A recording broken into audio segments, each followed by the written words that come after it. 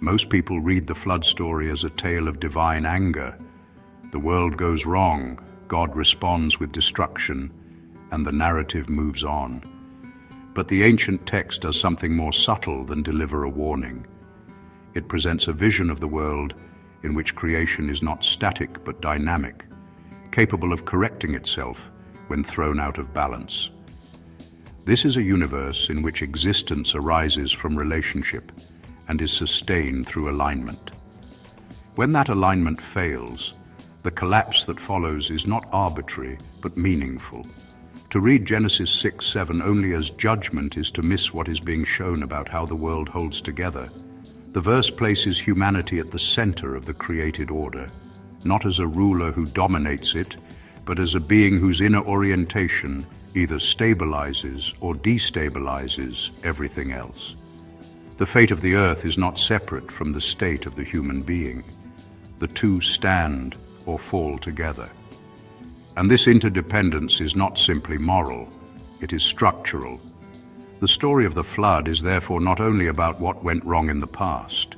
It speaks to the deeper question of how creation itself is arranged and how its balance is maintained. The text suggests that the world is shaped by the same forces that can return it to its origin, that creation and uncreation reflect one another, and that the human role is decisive in the continuity between them. Today, we explore that idea, not to reinterpret the flood as something gentle or symbolic, but to show that the narrative describes a universe that responds coherently to the condition of those who live within it. The verse is not simply recounting a divine decision, it is revealing the structure of being. When we read traditional translations of Genesis 6:7, it sounds like a decree of pure wrath. In the English Standard Version, this verse declares, "So the Lord said, I will blot out man whom I have created from the face of the land, man and animals and creeping things and birds of the heavens, for I am sorry that I have made them." On the surface, it's a grim statement of annihilation. But beneath this surface lies a more intricate pattern, one we uncover by returning to the original language. The source text for this analysis is the Hebrew of the Masoretic tradition, stripped of its vowel points, that is, the consonantal base preserved in the written form of the Tanakh. This layer, sometimes called the Ketiv, offers a denser linguistic and symbolic structure. In Hebrew, the consonants carry the core of meaning, and in Genesis 6:7, that consonantal weave encodes not just narrative content, but systemic logic. By analyzing the verse at this level, we are able to uncover patterns of relation, movement, and transformation that would be imperceptible in translation alone. Seen through a triadic framework, a lens that treats the verse as a sequence of interlocking three-part structures, Genesis 6:7 becomes something more than a decree of destruction. It reveals a feedback event in the architecture of creation itself. The same principles that shape the world now unfold in reverse, returning creation to its source when its reflective order collapses. In this view, creation and destruction are not opposites, but reciprocal expressions of one coherent system, a cosmos that sustains itself by maintaining balance and corrects itself by unraveling imbalance. Before diving in, note that in the original Hebrew text, a tiny word, et, spelled with the first and last letters of the Hebrew alphabet, Aleph and Tav, appears before the man. This word functions as an integrative hinge, hinting that everything that follows is encompassed from beginning, Aleph, to end, Tav. In other words, the subsequent parts of the verse are echoes of the same overarching pattern applied to reality in different scales and contexts. Each triad we examine is therefore like a fractal, a self-similar application of the verse's core principle on a different scale. Now, let's journey through each triad in sequence. The first triad provides the keynote of the entire analysis.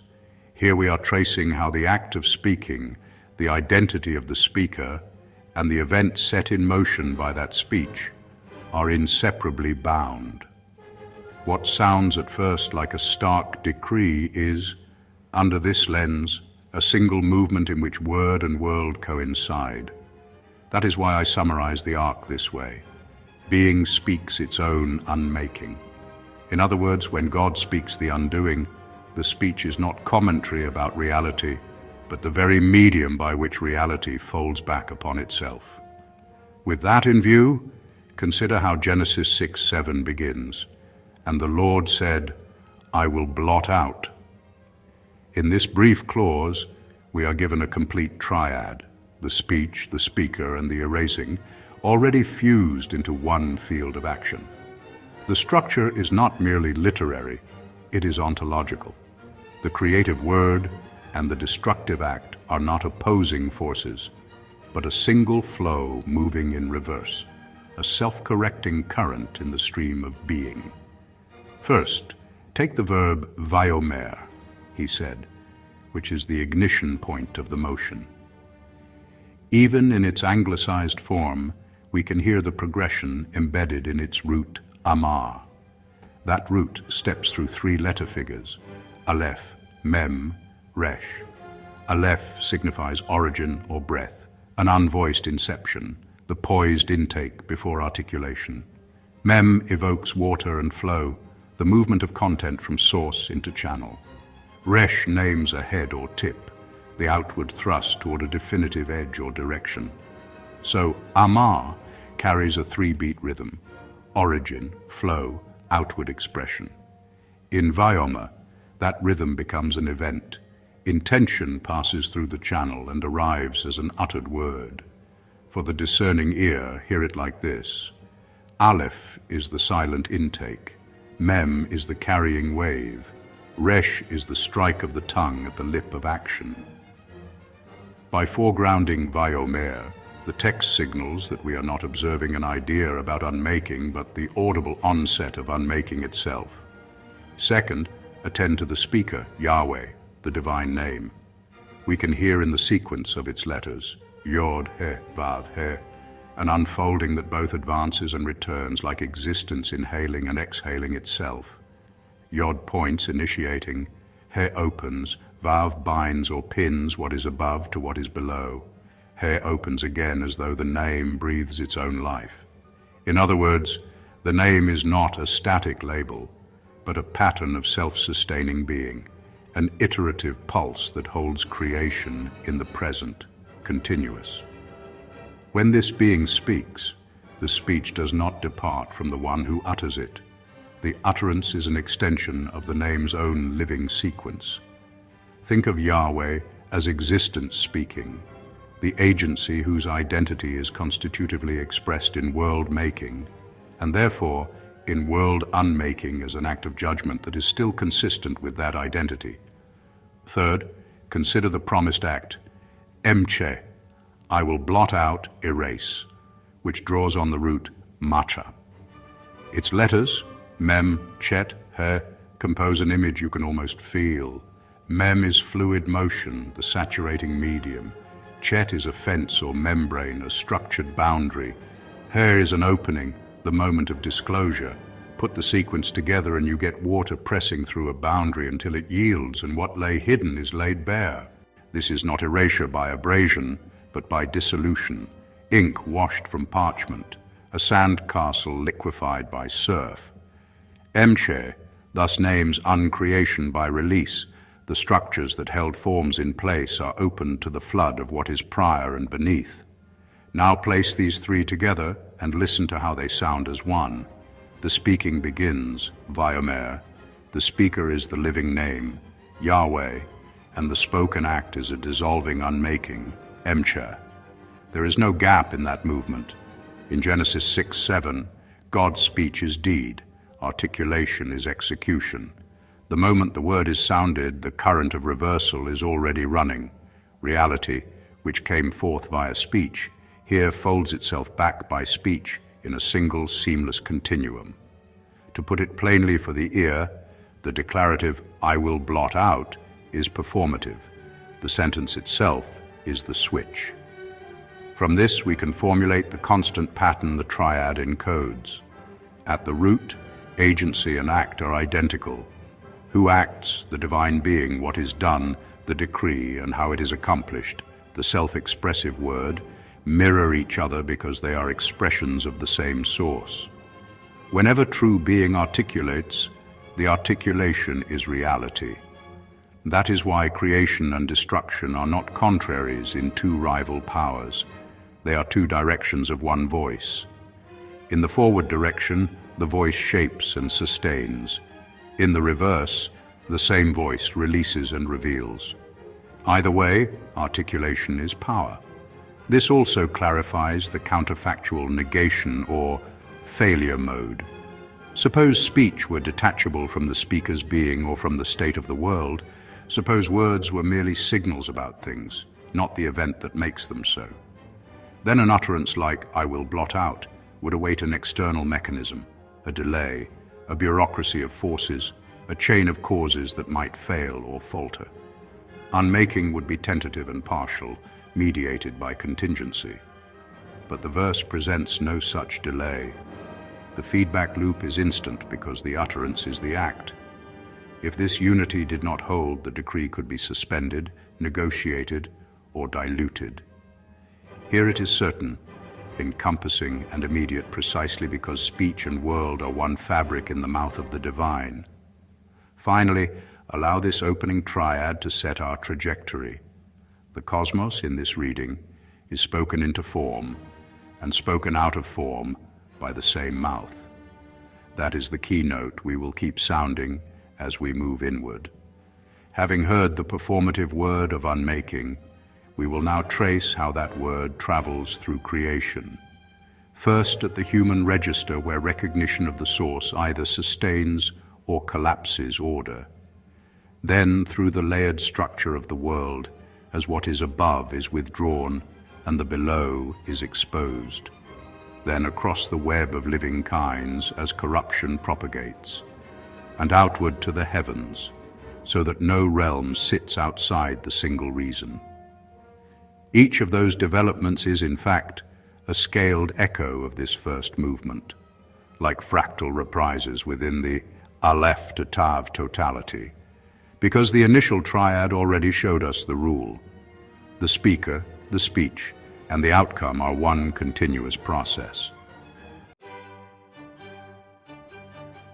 Having seen that creation and uncreation flow from the same divine speech, we now turn to the role humanity plays in the stability of that creation. This first triad on the human plane shows that the world is upheld by a feedback loop between the human being and the divine source. In other words, creation continues to cohere because humanity reflects the one who made it. The human being is not simply one creature among others, but the conscious mirror that stabilizes the entire order. If the mirror turns away, the order loses its orientation. The heart of this triad is the insight that humanity sustains creation through its own reflection. When human beings recognize and honor their source, creation is affirmed. When that recognition fails, creation begins to unravel. The verse phrase here is, "the human whom I have created," and contained within it are three elements that together form the cycle: humanity itself, the relation of recognition, and the creative act that brought humanity into being. The first term is Ha-Adam, the human. If we look at the components of the word Adam, Aleph, Dalet, Mem, we see a profound image. Aleph signifies spirit or origin, the divine breath. Dalet is a doorway or threshold. Mem is water, substance, the flowing medium of material life. So the word Adam portrays the movement of spirit entering through the doorway into matter, spirit embodied, divine breath carried into the physical world. Humanity is thus positioned as the point of meeting between heaven and earth, a being who spans both realms. The second term is Asher, often translated simply as whom or that, but in Hebrew functioning as a relational hinge. Its letters, Aleph, Shin, Resh, trace a motion. Aleph, the originating source. Shin, transformation, energy, the movement that changes form. Resh, direction, the head or guiding point. So Asher expresses source passing through transformation toward orientation. In lived terms, Asher represents recognition, the human turning back to acknowledge its source. It names relationship, humanity in conscious reference to God. This is why I call it the hinge. It is the mirror motion by which humanity reflects the divine. The third term is barati, I have created. Here we return to the root bara, spelled bet, resh, aleph. Bet is a house or container. Resh once again is ordering, structuring, direction. Aleph is the originating breath. So bara means to structure the origin into form, to house the source in ordered being. Barati, I created, names the completed act of giving existence, the formed world, the created order in which humanity stands. Now, when we place these three together, Ha-Adam, Asher, Barati, we see a self-reinforcing cycle. Humanity comes forth from the divine source into embodied existence. Humanity is capable of recognizing that source. When we do recognize, when we enact Asher, the turning of the face back to the origin, that recognition stabilizes creation. It is as though the light that comes from God must be returned to God in order for the world to hold its shape. The cycle is source, reflection, stability. Humanity reflects God. That reflection affirms and sustains the created order, and the created order then supports the continued life of the human being. The world is upheld because the mirror is turned towards the light. This triad therefore encodes the principle that recognition sustains reality. When the conscious creature remembers where its life comes from, creation holds together in coherence and goodness. While the language is theological, the principle is structural. Relationship to the source is the integrity of the whole. The negation in this triad begins when we no longer recognize our origin. The sequence that should sustain creation, human reflection, relational coherence, structured form, is broken at its center. Without that act of recognition, the relation loses tension, and the structure it once supported begins to erode. If we do not reflect the source, we cannot mediate its presence. If we do not mediate that presence, the created order we participate in becomes unstable. This is not just moral drift, it's ontological decay. We cease to reinforce the very system that gives us identity, and in doing so, we become agents of its unraveling. The triad collapses because the cycle no longer closes. Being no longer reflects itself in us, and so its structure cannot hold. The lesson is plain. When recognition fails, reinforcement reverses, and what was once sustained begins to unmake itself, starting with us. Of course, the narrative of Genesis tells us that this recognition has failed before. In the generations before the flood, humanity ceased to see itself as the image of God. The mirror clouded, the feedback loop weakened. The human being ceased to reflect the one who gives life. And once that link breaks, the created order begins to lose its coherence. This is why the text later says, "The earth was corrupt before God." It is not only human behavior that dissolves, the world itself begins to destabilize because the relational hinge that holds it together is no longer functioning. It is precisely this breakdown of recognition that leads the verse to transition toward unmaking. If the recognition cycle sustained creation, then its collapse initiates creation's reversal. So having shown us that the sustaining mirror has failed, the text now proceeds to the next triad, where the undoing begins to cascade through the layered structure of the world itself. We will now watch creation peel back, layer by layer, revealing what lies beneath the visible surface.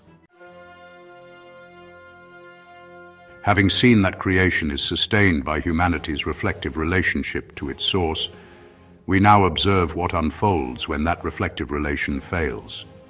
The unmaking does not occur all at once. The text presents it as a descending movement, an unraveling that proceeds layer by layer. We can think of this as creation unwinding in reverse order from how it emerged. Where creation moved from the deep into form and life, here the process runs backward. Form yields to exposure, and exposure yields to dissolution. The key insight of this triad is that unmaking happens in layers. The undoing of the world is not depicted as a sudden disappearance, but as a methodical withdrawal of support from above, revealing what lies beneath each stratum of being. It is a peeling, a lifting away, a disclosure. The phrase carrying this triad is, "From upon the face of the ground, me'al penei ha'adama." These three elements, removal from above, exposure of the surface, and return to foundational earth, form the steps of descent. The first term is me'al, meaning from upon or off of. This word initiates the downward motion. Its structure contains mem, which suggests flowing movement or liquid, and the cluster al, ayin lamd, which conveys upon or above. Together they signal a kind of lifting away from what once rested above. One might imagine a covering layer, a protective canopy, being withdrawn. In the symbolic imagination of Genesis, this is not merely a physical sealing, but a metaphysical one. The sustaining grace or ordering breath that rested upon creation. To say me'al is to say that the upper support is now being lifted. It marks the point where the dissolution begins, not with violence, but with withdrawal. The second term is penai, face, surface, or exposed presence. The letters here, pe, an open mouth or opening, nun, continuity or animating life, and yod, a hand, a point of directed action, suggest the surface as an open plain through which the flow of life expresses itself. When the covering from above is removed, the penei, the face of the earth, becomes bare, unshielded, visible in its vulnerability. This is the world we inhabit, the exposed interface between the heavens and the deep. In this triad, penei marks the moment of exposure. Something that was previously held in place or protected is now revealed to the elements. The third term is ha'adama, the ground or the earth, which forms the foundation of the created world. The word Adama contains the human word Adam, Aleph, Dalet, Mem, and adds a final he. This he often signals outward manifestation or full-formedness. Where Adam is embodied spirit, Adama is the material matrix that receives and supports life. The ground is what remains when the covering layers are peeled away. When the surface is exposed, what lies beneath is the raw earth itself, a foundational substrate that, without ordering spirit, tends toward the primordial waters. In other words, Ha'adama is the last layer before creation collapses back into the undifferentiated deep. When we place these three together, me'al, penei, ha'adama, we can hear the motion, removal to exposure to foundation. Once the upper layer is withdrawn, the surface stands bare. And once the surface stands bare, the foundation is revealed. This is the structure of unraveling. The sequence is causal, logical, and inevitable. Remove the shelter from above, and what was sheltered is disclosed. Expose the surface, and the ground beneath comes into view. The text is showing us how unmaking cascades, not instantly, but as a progressive unveiling. This pattern encodes an enduring principle. Unmaking is ordered. Even divine destruction is structured. It is not chaos, but the return to what lies beneath form. Negation removes in order to reveal. The higher is withdrawn first, the surface is left exposed, and the foundation stands alone. This is why, in the flood, the waters rise, not as an intrusion, but as a return. The earth is being taken back to its pre-creation state where the deep covered everything. Now we can see the link to the previous triad.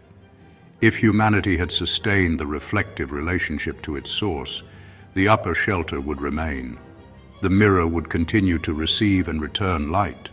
The protective order would hold. But once recognition collapses, the covering is withdrawn. The world is left exposed, and the unraveling begins. The negation in this triad occurs when we resist the rupture. If the initial motion is denied, if negation does not begin, then the deeper structures remain hidden. The triad is causal. Withdrawal reveals surface, surface discloses depth. But if we deny the first term, the entire sequence collapses. The surface stays sealed, and the corruption beneath persists unseen. This is how injustice festers under appearances, when we cannot or will not disrupt the forms that conceal deeper disorder. Without negation, the causal descent halts, and nothing is clarified. In a world where things look fine on the surface, we may interpret stability as health, but this triad warns us otherwise. The refusal to expose is the refusal to heal. If we negate negation itself, the process of unmaking becomes impossible to map, and so impossible to repair. This leads us naturally to the next stage of the text. If the layers of creation are being peeled back, then the living beings who inhabit those layers will be affected accordingly. The next triad will show how the cascade of unmaking moves through the living world, not simply downward but outward, amplifying, multiplying, spreading. Now that we have seen the layered unraveling of creation's structure, we turn to the living world itself. The text now shows us how the collapse spreads not simply downward in a tidy sequence, but across life in a way that is diffuse, resonant, and non-linear. This triad illustrates that when humanity, the steward placed at the relational center of creation, falls out of harmony with the source, the disturbance does not stay contained. It ripples, it jumps tiers, it spreads through every order of living beings. The key insight here is that a broken humanity sends shockwaves through the entire web of life. The failure of the highest part of creation compromises the integrity of the whole.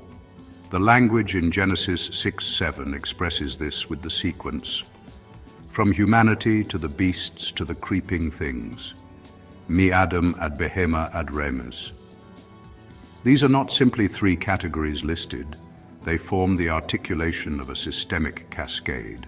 The first term is mi Adam, from the human. The root Adam we have already studied, Aleph, Dalet, Mem, the divine breath entering matter through the threshold of embodiment.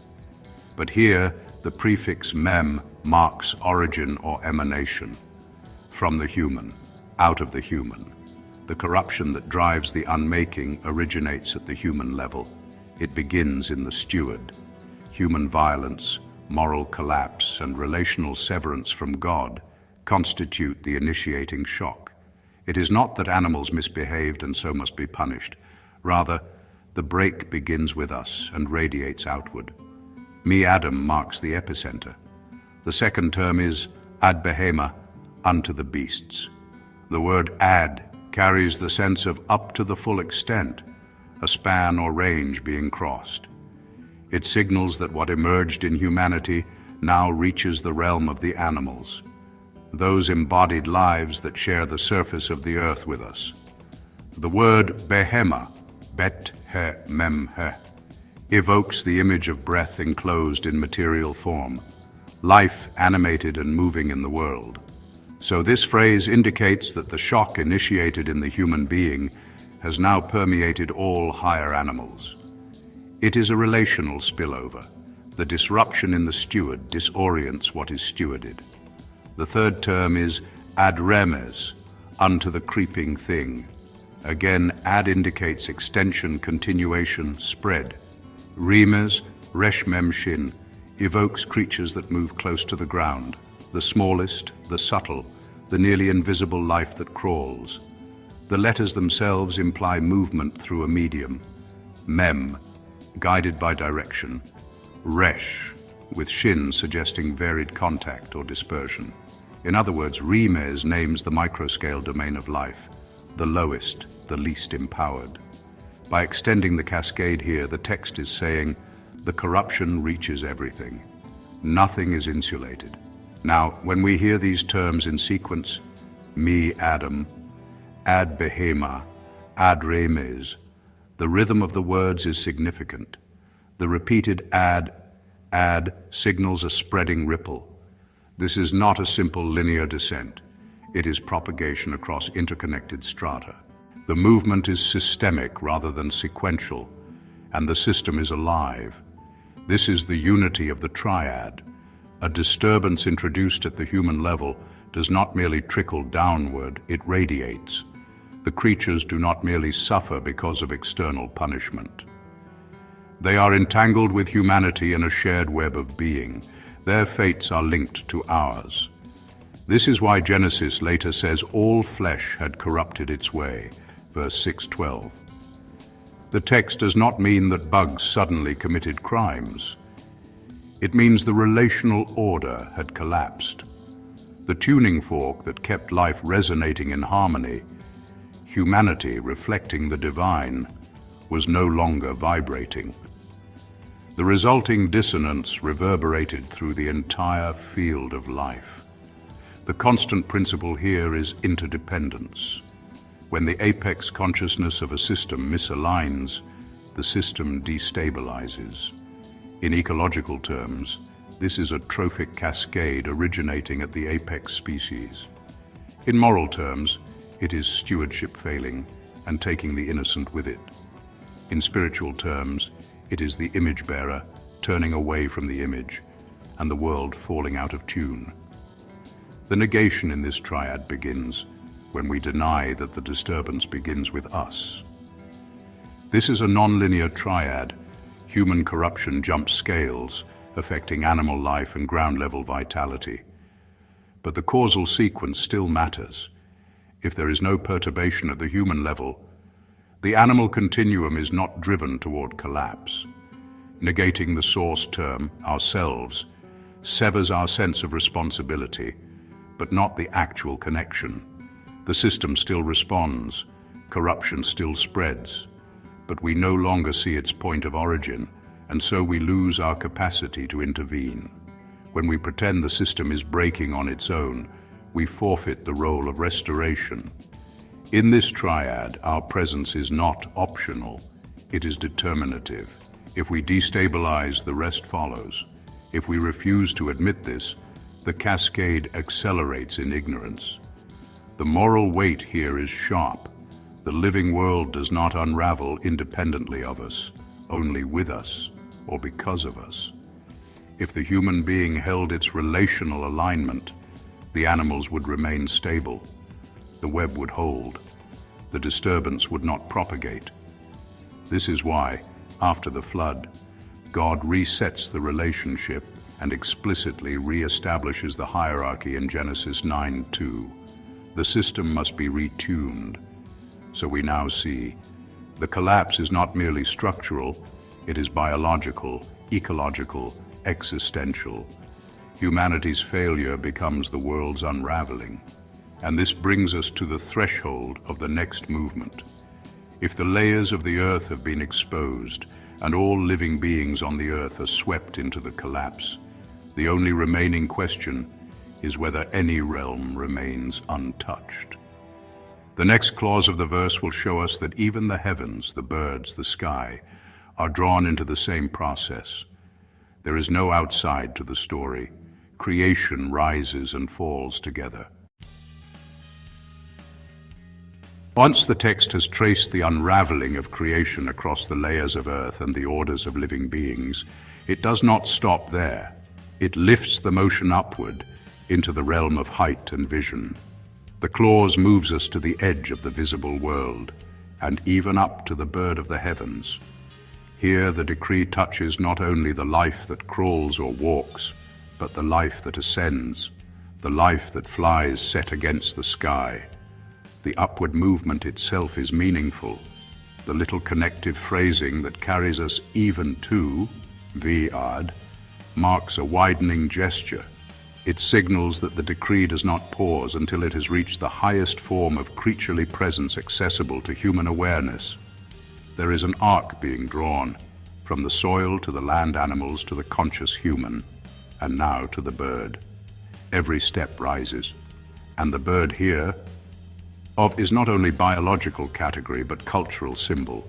The ancient world consistently treated the creatures of the air as those who see from above and voice from above.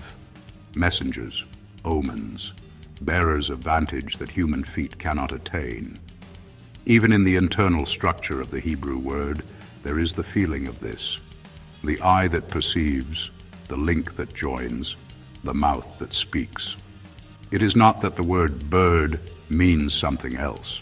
Rather, the bird already was a living image of heightened perception united to expression.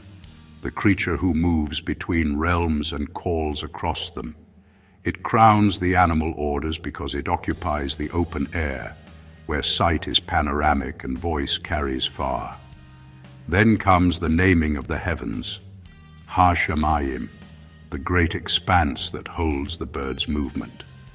This is not merely the sky as backdrop, but the entire atmospheric frame in which perspective itself is formed. To speak of the heavens alongside the bird is to acknowledge that the very medium in which thought, vision, and orientation take place is implicated.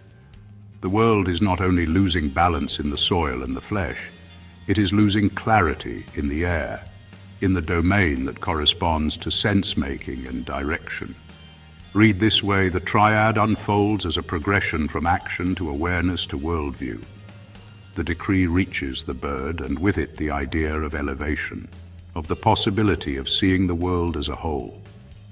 Then, in naming the heavens, it touches the very conditions that make heightened sight possible.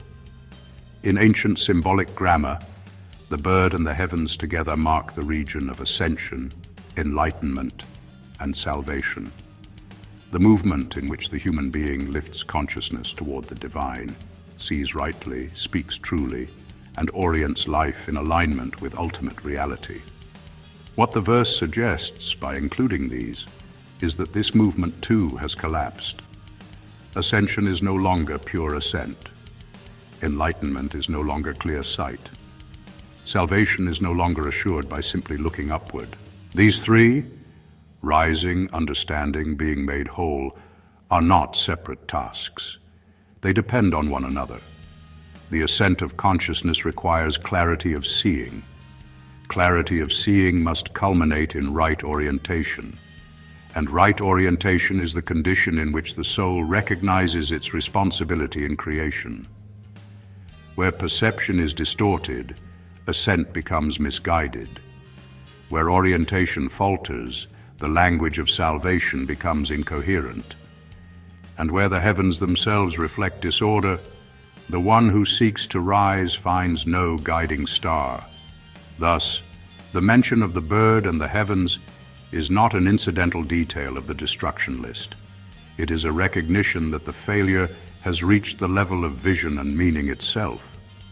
Creation is not merely broken in its bodies and soils, it is broken in its capacity to see, interpret, and aspire. The order of life that should have risen toward wisdom now turns in confusion. The sky itself, once the field of orientation, will soon open in judgment. The symbolic ladder that once connected earth to God through perception has warped. Therefore, the story must now turn to the heart of God, where the reason for the resetting of the world is about to be spoken. The narrative has traced the decline outward and downward. Now it has traced it upward and inward. All planes are accounted for. The world has nowhere left to turn but into the grief and resolve of the one who made it. The negation in this triad begins when we sever the cause that binds heaven, creatures, and cosmos. If we remove the inclusive rationale, the because that draws upper and lower together, then we are left with domains that no longer communicate. The birds perish, the heavens fracture, but no shared meaning remains to interpret the loss. The triad's form requires convergence at the level of cause. Birds point to heaven, heaven reveals reason. Reason enfolds them both. Negate that cause, and the terms fall into disjunction. The warning here is epistemic. Once we separate divine rationale from cosmic consequence, we no longer know how to interpret what happens. Events feel random. Judgment feels arbitrary. But this disorder is not divine. It is structural, and we authored it by fragmenting a logic meant to unify. The world can only be read truthfully when its parts remain connected. Sever the connective, and the world appears incoherent, even when it is not. And so the clause brings us to the threshold of the divine interior. Having gathered earth and sky under one explanation, the text now turns us from the scope of the decree to the heart behind it. The next movement will articulate that heart directly and show how divine sorrow and divine action join, not as two impulses in competition, but as one motion aimed at rectifying a world out of tune. Now we come to the final movement of the verse, where the text turns inward into the heart of the divine action itself. The statement, "For I regret that I have made them," has often been read in overly human emotional terms, as though it depicted God vacillating, changing his mind, or feeling disappointed. But the Hebrew phrasing does not suggest instability or surprise. What is being described is a necessary internal motion that belongs to the very structure of creation itself. The word translated as "I regret," nichamti, comes from a root that means not just sorrow but reflective re-evaluation, an inward turning of awareness. Its letters suggest life encountering its own boundary, pausing, and then flowing again in a new direction. This is not regret as emotional turmoil. It is regret as recognition. Recognition that what exists now no longer reflects what it was meant to hold. It is clarity, not confusion.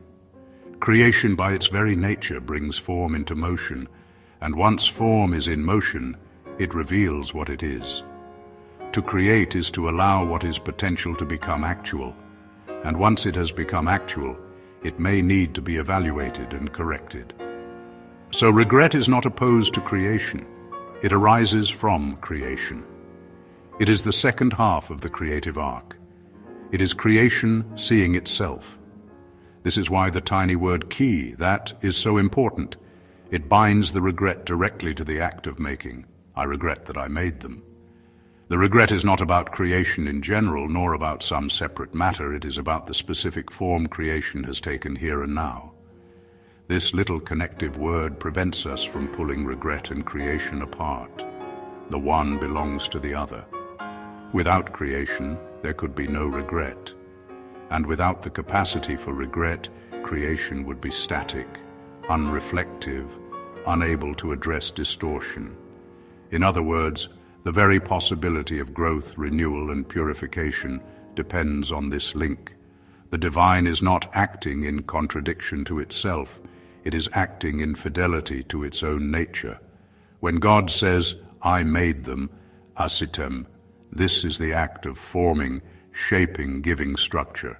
The root of asa emphasizes intention expressed as form, seeing, transforming, revealing. God is recalling not simply that something came into existence, but that it came into existence through divine purpose. Creation is personal, deliberate, relational, and because of that, when creation becomes misaligned, the same intentionality that made it responds to that misalignment. Correction is not an intrusion, it is the continuation of creation by another means. The act of unmaking is not the negation of creation, it is creation restoring itself to truth. So the motion in this triad is not first God made, then God regretted, and then God changed course.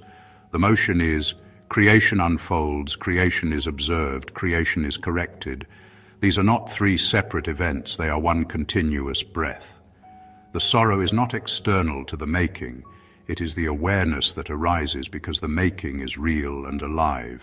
The flood, then, is not an outburst of divine frustration, nor the erasure of a failed project, but the necessary purification of a form that no longer embodies its purpose. Nothing about it is arbitrary. The sorrow is real, but it is not helpless sorrow. It is sorrow that moves toward restoration. This is a pattern visible in all living processes. Wherever creation is genuine, there must be reflection. Wherever reflection is genuine, there will be the recognition of misalignment. And wherever misalignment is truly recognized, change follows. Regret is not the sign of failure, it is the evidence of care. If this connective motion did not exist, creation would accumulate distortion endlessly, or correction would arrive without meaning or coherence. Instead, the text shows us a world whose creator sees, evaluates, and responds, not in divided impulses, but in one unified act of fidelity to the good. The negation in this triad begins when the connective between inner sorrow and outer act is blocked. Regret and creation are meant to move together. God's emotional response and his creative act are joined by a hinge, for or because. But when that hinge fails, when we separate intention from execution or emotion from transformation, then both ends lose coherence. If divine regret no longer touches divine action, then judgment becomes mechanical. If divine action no longer expresses divine grief, then it becomes cold. The triad collapses, not because one term disappears, but because they lose their mutual reference. And in our own lives, the same pattern applies. When we act without feeling, or feel without acting, we distort both. Creation and correction cannot become adversaries. The hinge must hold. If it breaks, the system still moves, but it no longer moves in truth. So the verse is not telling us that God changed his mind about creation. It is telling us that creation itself contains the movement that allows it to be brought back into alignment. The divine regret is the world being seen truly. The unmaking that follows is the world being guided back toward integrity. Creation and regret are not opposites. They are the forward step and the necessary inward step of the same motion of being. At this stage in the verse, we have already heard the full scope of the undoing in our constructed translation from the pre-Masoretic Hebrew. I will blot out the human being whom I have created, from the face of the ground, from the human to the beast, to the creeping thing and up to the bird of the heavens, for I regret that I have made them. The language of the text has already enumerated humanity, the earth, and every living creature within it. Now, we step back and recognize that these are not isolated pieces being listed one after another. They form a single interdependent whole, three voices in what was meant to be a harmonious chord. Humanity is the first voice in that chord. Earlier we saw that the human being, Ha-Adam, is formed from the earth yet carries the breath of God. Humanity was meant to act as the conscious mirror of creation, turning toward its source and reflecting divine intention into the world. In Genesis chapter 1, this is expressed as stewardship, naming, tending, cultivating, blessing. When that reflective relationship is intact, humanity sets the key of the entire system. Human meaning-making, perception, and moral orientation shape the entire tone of the created world. When the human being recognizes God, the world resonates with coherence. When that recognition fails, the resonance warps. The second voice is the earth itself, the structured world of layers and stability. Recall from the earlier triad the phrase from upon the face of the ground, Me'al pene ha'adama. The earth has a surface, a depth, and an order. It is the platform on which life takes shape, the environment in which meaning can be lived. In Genesis chapter 1, the earth is described as good and fruitful. In Genesis chapter 6, we hear instead that the earth was corrupt before God, and the earth was filled with violence. The earth reflects the state of the human being because the human being is the one who inhabits, shapes, and uses it. So the earth is not passive, it is resonant. When humanity is aligned, the earth is blessed. When humanity is distorted, the earth absorbs the distortion. The third voice is the community of living creatures, the animals, the beasts, the creeping things, and the birds of the heavens. In Genesis chapter 1, these creatures teem, swarm, soar. They fill the world in balanced vitality. They are expressions of life responding to the conditions set by the earth and shaped by humanity's behavior toward them. We saw in Triad 3 that when humanity becomes corrupt, the disturbance spreads outward into the entire web of life. It does not simply trickle, it ripples. The text captures this with that repeating rhythm of extension from the human to the beast, to the creeping thing, even to the bird of the heavens. Life reflects what humanity and the earth are doing. When human violence multiplies, the living world becomes disordered. When humanity ceases to reflect God, creation ceases to reflect harmony. So what we are seeing in this triad is the recognition that these three, humanity, earth, and the community of life, are not separate systems. They are one system expressed in three complementary registers. In the ideal creation of Genesis chapter 1, these three sounded together as a major chord: humanity conscious of God, the earth stable and fruitful, life flourishing in abundance. But in the world of Genesis chapter 6, they are still sounding together, only now the chord is dissonant. The very same interconnectedness that once amplified goodness now amplifies distortion. Humanity falls out of recognition, the earth loses its stability, life becomes corrupted. The system has not fractured, it has resonated in the wrong key.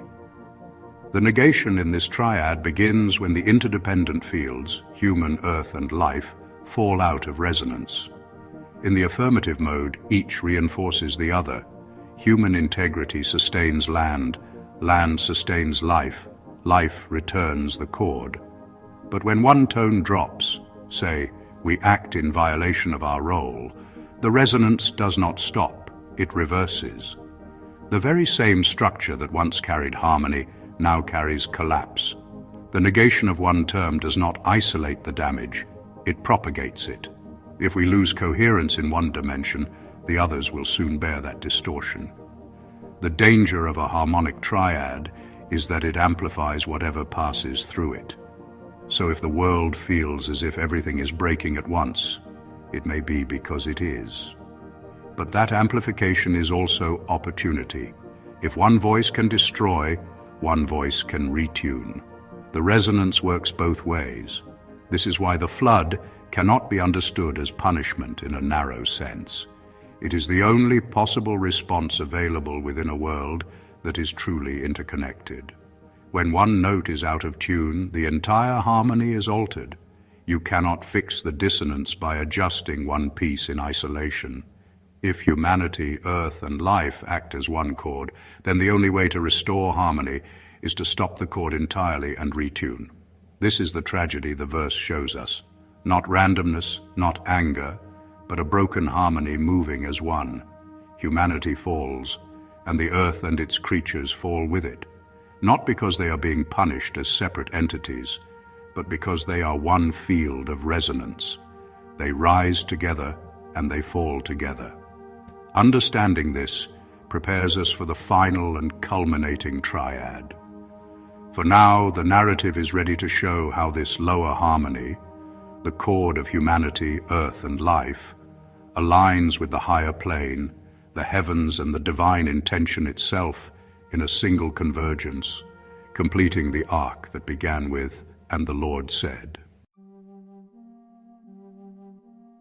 Now that we have traced the resonance of the lower world, humanity, the earth, and the living creatures, we reach the final movement, where the whole scene widens and draws everything together. Genesis chapter 6, verse 7 has brought us to the point where God declares the undoing of creation.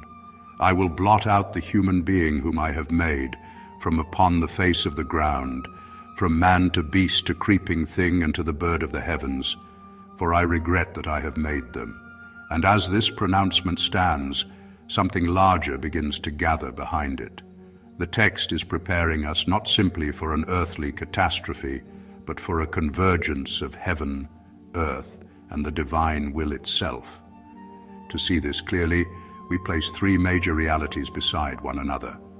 First, the state of the lower creation, the world of human beings, soil, and living creatures, now resonating in dissonance, as we described previously. Everything below has become a single field of disharmony. Second, the realm above, the heavens, Hashemayim, the great arch of sky and cosmic order, which until now has been distinct from what happens below. And third, the divine interior. God's own will and recognition, the sorrow that has already declared itself as Nichamti, I regret. When the flood arrives, all three of these cease to stand apart. Heaven and earth, which were separated in Genesis chapter 1 when God divided the waters above from the waters below, now move toward one another again. The text will soon say that all the fountains of the great deep burst forth, and the windows of the heavens were opened. The waters from above and the waters from below meet. The boundary between heaven and earth collapses. The world that had been held open, stretched wide between divine transcendence and terrestrial habitation, now folds inward toward unity. At the same time, the divine will, God's recognition of what creation has become, infuses the event, not as mere force, but as meaning. God's sorrow and God's action are one motion. The unmaking is not performed in anger, but in coherence. The world is being returned to a state where it can be made again. In the beginning, the world came forth from formless water. Now, in its broken state, it returns to that water. The flood does not erase the world into nothingness. It returns it to its elemental beginning, the silent deep described in Genesis chapter 1, verse 2. This is closure, not annihilation. The circuit is completing itself. We might say that everything which had come to stand apart now reunites. The heavens and the earth, which had stretched across a vast distance, come together. The moral, emotional motion in God's heart becomes identical with the motion of the waters. The human world and the natural world no longer diverge, they fall together. Every level of reality participates in one unified act. The convergence is total, and this totality is crucial to the meaning of the story. If any layer had remained independent, if heaven withheld its waters, or the deep remained sealed, or if God's regret did not flow into action, the cycle would have remained open. The disharmony would have continued without resolution, but nothing resists. The deep gives, the sky gives, and the decree moves through creation without friction. The story describes a cosmos in which every part, from the highest to the lowest, still responds to the one who called it into being. Even in collapse, the world is obedient. This is why the flood is not simply destruction. It is restoration by return. The world returns to its origins so that it may emerge again. The convergence is the pivot between worlds. What was can end, and what will be can begin. And it is necessary to understand this verse, not as condemnation, but as a divine promise of restoration, in order to reveal the final negation. The negation in this triad begins when one domain withdraws from participation in the whole. Convergence requires all three axes, heaven, earth, and divine will, to carry and contain each other. If anyone resists inclusion, the system cannot close. This is not a pause, it is a drift. The triad requires mutual implication. Heaven points to earth, Earth responds to heaven. Both are enfolded in divine will. But if one turns away, if heaven is ignored, if the earth is denied, if divine intention is excluded, then the circuit remains open.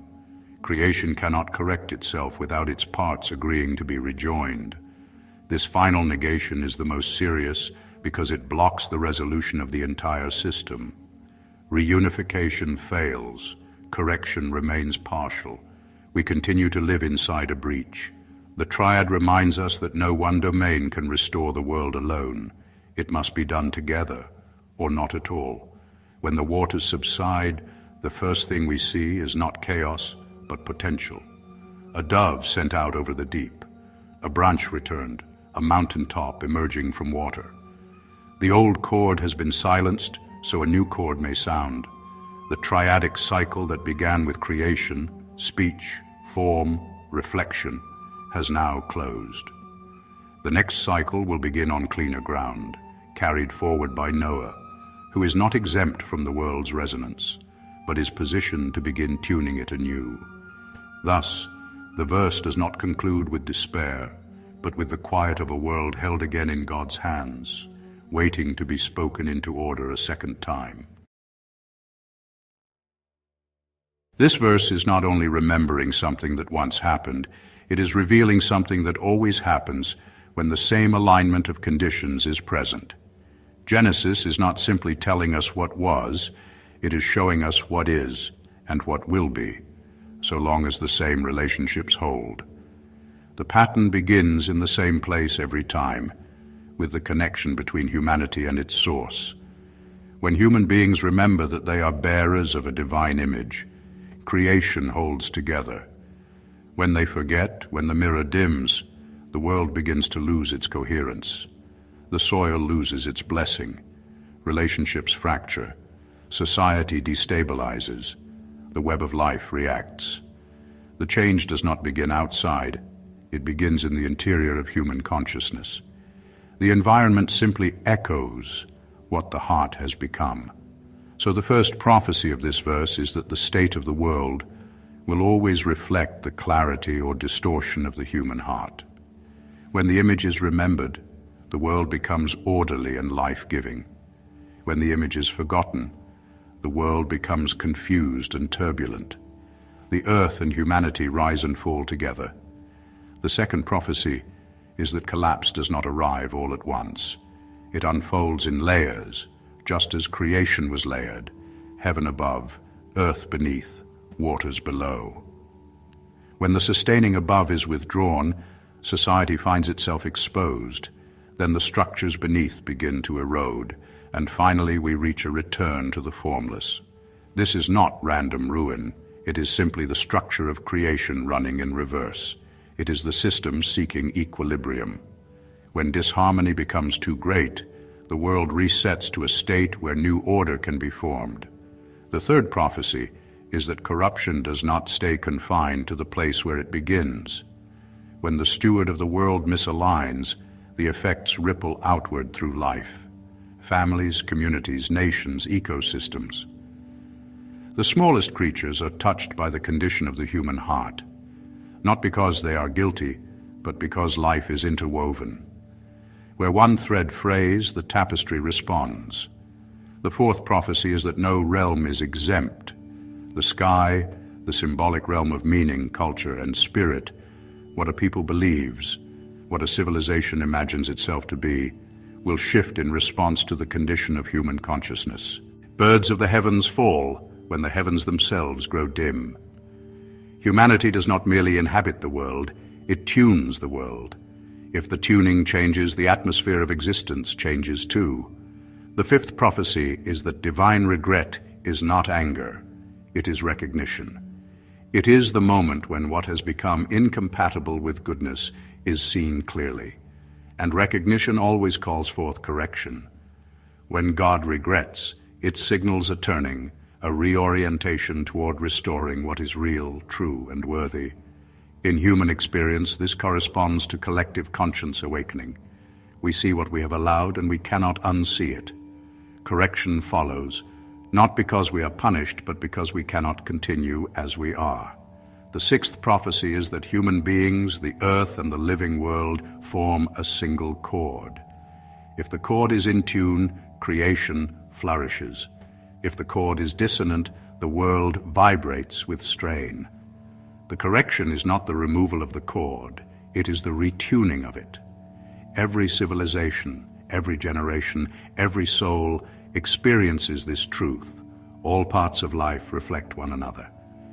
And the seventh prophecy, the culmination, is that heaven, earth, and the divine will always converge at the moment of resetting. When the distance between what we are and what we are meant to be becomes too great, the boundary between the visible and the invisible thins. Waters above and waters below meet. Meaning and matter reunite. Life returns to a simpler, quieter state, not to end, but to begin again more truthfully. This is the prophecy of Genesis chapter 6, verse 7. Creation can hold distortion for a time, but not forever. When the inner reflection collapses, the world dissolves toward its foundation.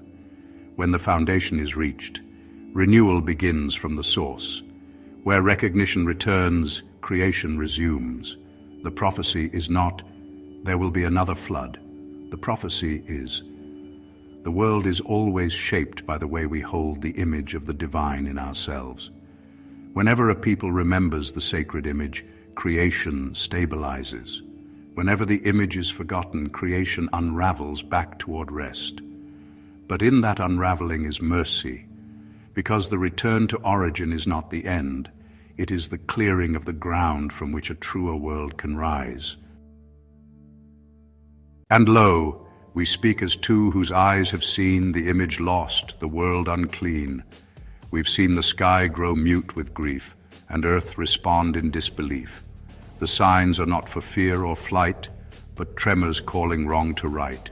For every fall that cracks the frame prepares the way to speak the name. For truth must echo clear and wide, or fall unheard as worlds divide. Subscribe and walk the path we tread, not just to hear, but live what's said.